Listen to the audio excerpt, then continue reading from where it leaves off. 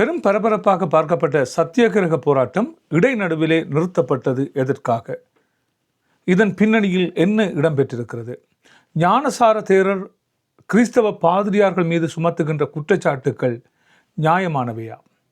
இறுதி நேரத்திலே சரணடைந்ததாக சொல்லப்படுகின்ற தமிழீழ விடுதலை புலிகளின் தளபதிகள் பலர் உயிரோடு கொளுத்தப்பட்டிருக்கிறார்கள் என்று கருணாம்மான் தெரிவித்திருக்கிறார். இவற்றின் பின்னணி என்னவாக இருக்கிறது? உண்மையிலேயே சுரேசலே இராணுவத்தின் புலனாய்வு பிரிவுக்கு வேலை செய்தாரா, அல்லது கோத்தபாயவின் ஒரு அடியாளாக இருந்து அவருக்கு பணிவிடை செய்திருக்கிறாரா? இவை தொடர்பாகத்தான் ஆராய்வதாக இன்றைய காணொலி இருக்க போகிறது. வாருங்கள் காணொலிக்குள்ளே செல்லலாம். யாராவது சப்ஸ்கிரைப் பண்ணாமல் பார்க்குறீங்கன்னு சொன்னால் தயவு செய்து சப்ஸ்கிரைப் பண்ணி போட்டு காணொலியை பாருங்கள். சரி, இப்பொழுது முழுமையான விடயத்துக்கு வரலாம். நேற்றைய தினம் பெரும் எடுப்போடு ஆரம்பிக்கப்பட்ட இந்த சத்தியாகிரகம் இடைநடுவிலே நிறுத்தப்பட்டது. இது இடைநடுவிலே நிறுத்தப்பட்டதுக்கான காரணமாக இருப்பது சிங்கள மக்கள் மத்தியிலே வலுப்பெற்று வருகின்ற பல்வேறுபட்ட பிரச்சனைகள். சிங்கள மக்கள் இவற்றுக்கு எதிராக போர்க்கொடி தூக்க ஆரம்பித்து விட்டார்கள். அதாவது ஒரு வணக்க ஸ்தலத்தின் மீது குண்டு தாக்குதலை மேற்கொண்டு விட்டு அதனது விசாரணையை குழப்புகின்ற வகையிலே செயற்பட்டு வருகின்ற இந்த முன்னாள் எதிர்க்கட்சியைச் சேர்ந்தவர்கள், சமய தலைவர்கள் என்று தங்களை சொல்லிக் கொள்கின்ற ஞானசார தேரர் போன்றவர்கள் ஒரு வணக்க ஸ்தலத்திலே குண்டு வெடிப்பு வைத்து அதிலே பலர் இறந்திருக்கிறார்கள், பலர் அங்கவீனமாக்கப்பட்டிருக்கிறார்கள். இந்த விசாரணைகள் நீதியானதும் நியாயமான முறையிலும் இடம்பெறுவதற்கு இவர்கள் ஒத்துழைப்பு வழங்குகிறார்கள் இல்லை. இப்படி இருக்கின்ற சமயத்திலே அங்கே பல்லாயிரக்கணக்கான மக்கள் கொன்றொழிக்கப்பட்டார்கள் என்று சொல்லப்படுகின்ற யுத்த மீறல் இடம்பெற்றிருக்கிறது என்று சொல்லப்படுகின்ற இறுதி யுத்த பகுதிகள் இடம்பெற்றதாக சொல்லப்படுகின்ற பல்வேறு அத்துமீறல்கள் தொடர்பாக விசாரணைகள் மேற்கொண்டால் இவர்கள் என்ன வகையான நடவடிக்கைகளை எடுப்பார்கள் என்பது இப்பொழுது பெரும் பேசுபொருளாக மாறியிருக்கிறது. எனவே எதற்காக இந்த போராட்டம் இடைநடுவிலே நிறுத்தப்பட்டது என்றால், சிங்கள மக்கள் மத்தியிலே சமூக வலைத்தளங்களில் பகிரப்பட்ட ஒரு சில கருத்துக்கள், அந்த கருத்துக்கள் இவர்களது காதுகளுக்கு போயிருக்கின்றன. என்னவென்று சொன்னால், சிங்கள மக்கள் இந்த போராட்டத்தை குழப்புவதற்கு முயற்சிகளை மேற்கொண்டிருக்கிறார். அங்கே இருந்தவர்கள் ஒரு 10க்கும் குறைவானவர்களே அங்கே இருந்திருக்கிறார்கள். இரவு வேளையில் உதய ஹம்பம்பில தலைமையிலே அங்கே ஆட்டம் பாட்டம் கொண்டாட்டமாக ஒரு சத்தியாகிரக போராட்டம் என்பது எவ்வாறு இருக்க வேண்டும் என்பதை அறிந்து கொள்ளாது இவர்கள் இவ்வாறு இருந்திருக்கிறார்கள் என்று சொல்லப்படுகிறது. இவர்கள் நினைத்தது போன்று அந்த போராட்டம் வெற்றி பெறவில்லை என்றும் சொல்லப்படுகிறது. யுத்த நாயகனாக சிங்கள மக்கள் மத்தியிலே கொண்டாடப்பட்ட கோத்தபாய ராஜபக்சவுக்கு ஆதரவாகத்தான் இந்த போராட்டம் இடம்பெற்றது. சுரேஷ் சலேவுக்கு ஆதரவாக இவர்கள் யாரும் அங்கே அணிதிரளவில்லை என்பதுதான் இப்பொழுது பெரும் பேசு பொருளாக மாறியிருக்கிறது. இது தனியே தமிழ் மக்கள் மாத்திரமல்ல, சிங்கள மக்கள் மத்தியிலும் இந்த விடயங்கள் இப்பொழுது தெரிய வந்திருக்கின்றன. இவர்கள் எவ்வாறு நாட்டை ஆட்சி செய்தார்கள் என்றும், எவ்வாறு நாட்டை கொண்டு போய் ஆதாள பாதாளத்தில் தள்ளினார்கள் என்றும், முஸ்லீம் மக்களுக்கு எந்த வகையான அநீதிகளை இழைத்தார்கள் என்பதும் பலருக்கு தெரியாத விடயமல்ல. இந்த கொரோனா காலங்களிலே அவர்களது ஜனாசா எரித்த விடயமாக இருக்கட்டும், ஒரு சமயத்தினுடைய நம்பிக்கையை குலைக்கின்ற வகையிலே கோத்தபாய ராஜபக்ச அந்த காலகட்டத்திலே நடந்திருக்கிறார். அந்த முஸ்லீம் மக்கள் கதறி எழுத காட்சிகள் இன்றும் எங்கள் கண்முன்னே நிற்கின்றன. ஒரு இறந்தவரது உடலை அடக்கம் செய்வதற்கு கூட அனுமதி மறுக்கப்பட்டு அவர்களது ஜனாசாக்கள் கொளுத்தி எரிக்கப்பட்ட வேளையில் அந்த மனங்கள் என்ன குமுறி இருக்கும் என்பதை பலர் அறிந்திருப்பார்கள். ஒரு சமய நம்பிக்கைகளை மூடமாக்குகின்ற வகையிலே அவர்கள் செயற்பட்டிருக்கிறார்கள் என்று பல்வேறுபட்ட குற்றச்சாட்டுகள் அப்பொழுது சுமத்தப்பட்டிருந்தன. இவையே ஒரு சிங்கள மக்களுக்கு எதிராக நிகழ்த்தப்பட்டிருக்குமா என்றால் இல்லை என்றுதான் சொல்லப்படுகிறது. எனவே இப்படி இருக்கின்ற காலகட்டத்திலே இவற்றுக்கு எதிராக இவர்கள் எதிர்பார்த்தது போல் அல்லாமல் போராட்டம் வேறு திசைக்கு மாறியதன் விளைவாக பயத்திலேயே இவர்கள் இந்த போராட்டத்தை கைவிட்டிருக்கிறார்கள் என்று சொல்லப்படுகிறது. இந்த போராட்டத்துக்கு காரணமாக இருந்த விமல் வீரவன்ச, உதய ஹம்பம்பில போன்றவர்கள் இவற்றிலிருந்து பின்வாங்கி இருக்கிறார்கள் என்றே சொல்ல தோன்றுகிறது. எனவே இது முற்றுமுழுதாக அவர்களுக்கு ஒரு பின்னடைவை காட்டுவதாகவே அரசியல் ஆய்வாளர்கள் இப்பொழுது கருத்துக்களை தெரிவித்திருக்கிறார்கள். சரி, இவை இப்படி இருக்கின்ற சந்தர்ப்பத்திலே அடுத்து வருகின்ற விடயம் இந்த போராட்டத்திலே பங்கு பெற்றி இருக்கின்ற ஞானசார தேரர் தெரிவித்திருக்கின்ற கருத்துக்கள். ஞானசார தேரர் தெரிவித்திருக்கிறார் என்னவென்று சொன்னால், கர்தினல் மல்கம் ரஞ்சித் விடுதலை புலிகளது ஒரு ஏவலாளியாக இருந்து கொண்டு விடுதலை புலிகள் என்ன சொல்கிறார்களோ அவற்றை செய்கின்ற ஒருவராக இருந்து கொண்டு தான் இவ்வாறான செயற்பாடுகளை மேற்கொள்கிறார் என்றும், பாரதியார் சிசில் காமினியும் அவ்வாறான ஒரு செயற்பாட்டை தான் செய்து கொண்டிருக்கிறார் என்பது போன்று இவர் கருத்தை தெரிவித்திருக்கிறார். இதற்கும் விடுதலை புலிகளுக்கும் என்ன சம்பந்தம் இருக்கிறது என்று பார்க்க வேண்டிய ஒரு தேவை இருக்கிறது. அது தவிர இதை சிங்கள மக்கள் மத்தியிலே ஒரு மடைமாற்றுகின்ற செயற்பாடாக ஞானசார தேரர் கையில் எடுத்திருக்கிறார். என்னவென்று சொன்னால், சிங்கள மக்களை நீங்கள் புரிந்து கொள்ளுங்கள், இது ஒரு புலனாய்வு அதிகாரிக்கு எதிரான ஒரு விடயம் அல்ல. இது எங்கள் சிங்கள மக்களுக்கு எதிராக தமிழீழ விடுதலை புலிகளை மீண்டும் கட்டியெழுப்புவதற்காக இந்த பாரதியார் மல்கம் ரஞ்சித்தும் அவரது உதவியாளரும் செயற்பட்டு வருகிறார்கள் என்பது போன்று இவர்கள் கருத்துக்களை தெரிவித்திருக்கிறார்கள். உண்மையில் பார்க்கின்ற வேளை கடந்த காலங்கள் உங்களுக்கு ஞாபகம் இருக்கலாம். எந்த ஒரு பிரச்சனை வருகின்ற வேளையும் இனவாதத்தையும் மதவாதத்தையும் வைத்துமே அரசியல் செய்த அரசியல்வாதிகள் கடந்த காலங்களிலே ஓரங்கட்டப்பட்டிருக்கிறார்கள். இப்படி இருக்கிற சமயத்தில் இவர்கள் மீண்டும் மக்கள் மத்தியிலே இவ்வாறான செயற்பாட்டை செய்ய முற்படுகிறார்களா என்கின்ற ஒரு பிரச்சனை இப்பொழுது எழுந்திருக்கிறது. சரி, அடுத்து வருகின்ற விடயம் என்னவென்று பார்த்தோமானால், இந்த சுரேஷ் சலேக்கு ஆதரவாக ஏன் இவ்வளவு கூக்குரல்கள் எழும்புகின்றன?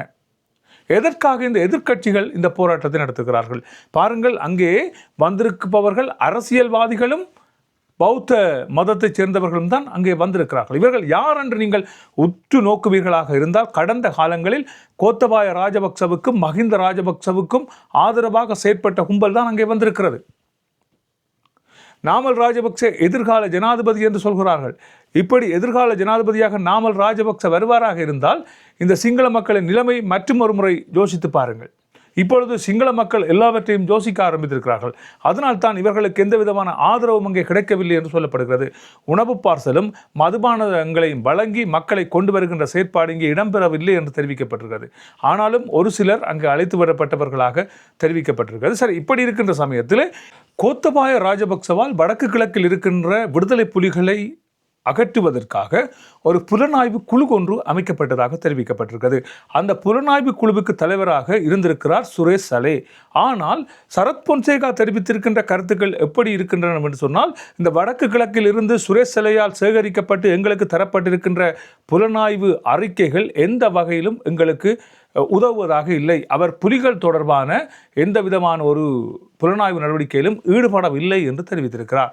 அப்படியானால் இந்த கோத்தபாய ராஜபக்சவை ஜனாதிபதியாக கொண்டு வருவதற்குரிய ஆரம்ப கட்ட வேலைகள் அன்றைய தினமே வடக்கு கிழக்கு பகுதியிலே ஆரம்பித்திருப்பதாகத்தான் தெரிவிக்கப்பட்டிருக்கிறது. எனவே கோத்தபாய ராஜபக்ச எதிர்கால ஜனாதிபதி என்கின்ற ஒரு கருத்திலேயே இந்த சுரேஷ் சலே இயங்கி இருக்கிறார் என்று தெரிவிக்கப்பட்டிருக்கிறது.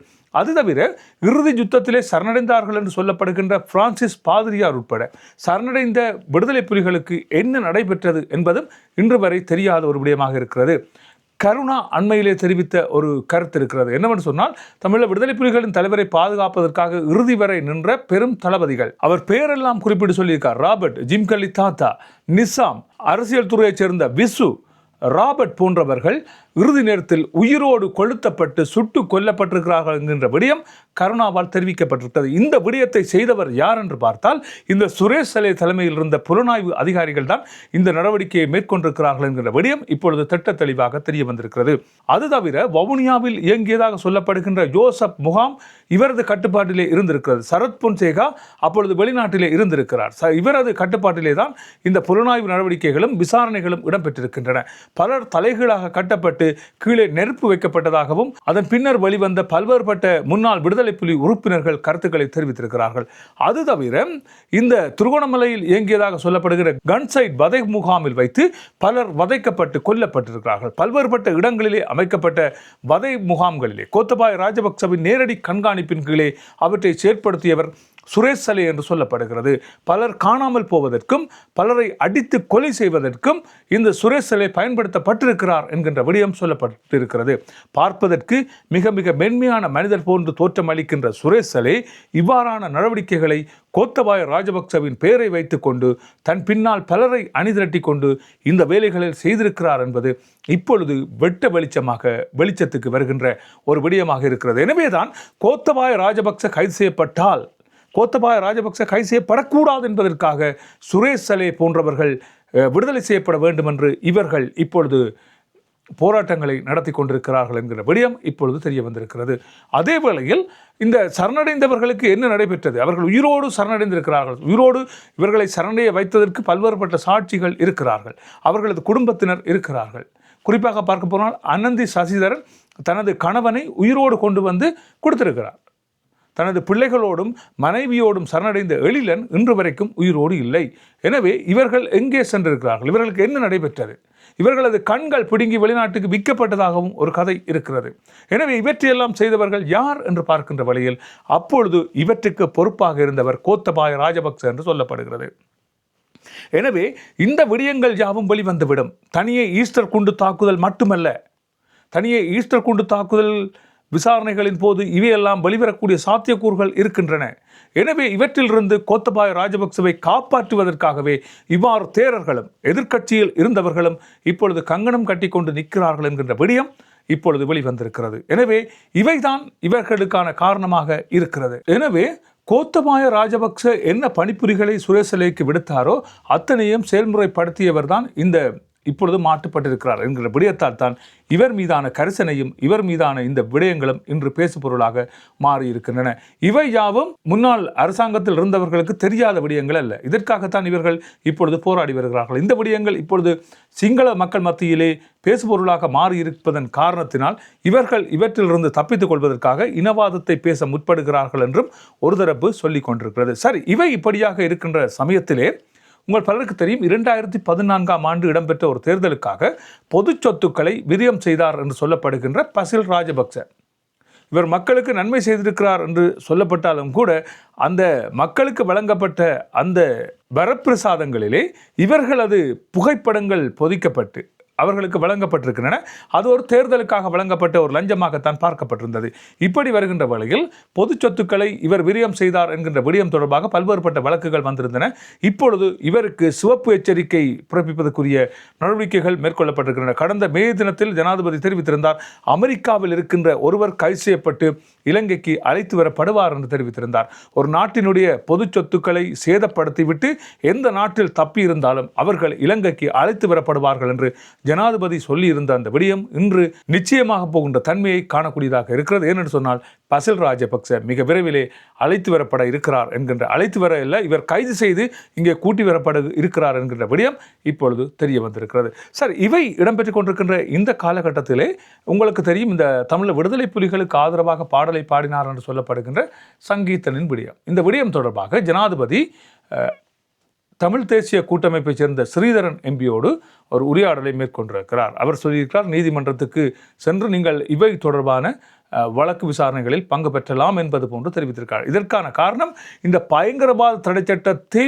அமுல்படுத்துவதற்கு அந்த பயங்கரவாத தடை சட்டத்திலே இந்த சொல்லிசை கலைஞர் கைது செய்யப்பட்டிருந்தால் அதற்கு கையொப்பமிட வேண்டியது ஜனாதிபதி. ஆனால் ஜனாதிபதி அதிலே கையொப்பமிடவில்லை என்று சொல்லப்படுகிறது. இப்படி இருக்கின்ற நிலையில் இவர் ஜனாதிபதியின் பொது மன்னிப்பிலே விடப் போகிறாரா என்கின்ற ஒரு விடயமும் இப்பொழுது பேசுபொருளாக மாறியிருக்கிறது.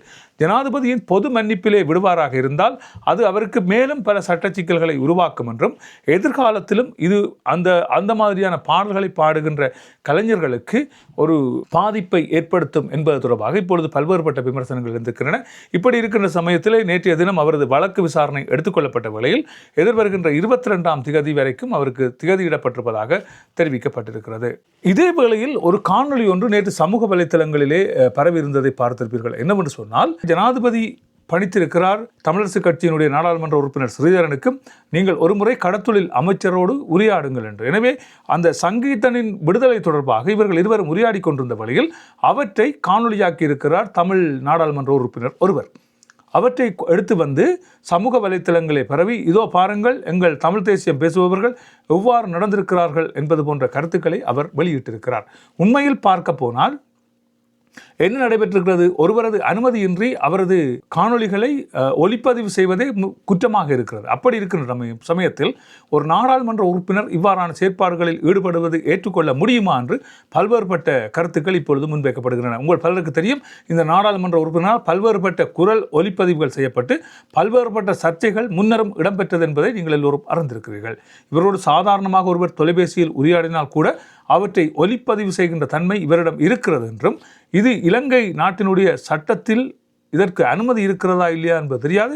ஆனாலும் எமக்கு தெரிந்த வகையில் ஒருவரது அனுமதியின்றி அவரை வீடியோ எடுப்பதோ அவரது குரலை ஒலிப்பதிவு செய்வதோ ஏற்றுக்கொள்ள முடியாத ஒன்றாக இருப்பதாக இப்பொழுது தகவல்கள் தெரிவிக்கப்பட்டிருக்கின்றன. நல்லது உறவுகளை, இவைதான் இன்றைய செய்தி குறிப்பாக இருக்கின்றன. மற்றொரு செய்தி குறிப்பில் உங்களை சந்திக்கலாம். அதுவரை அன்பு வணக்கம் கூறி விடைபெறுகிறேன். நன்றி, வணக்கம்.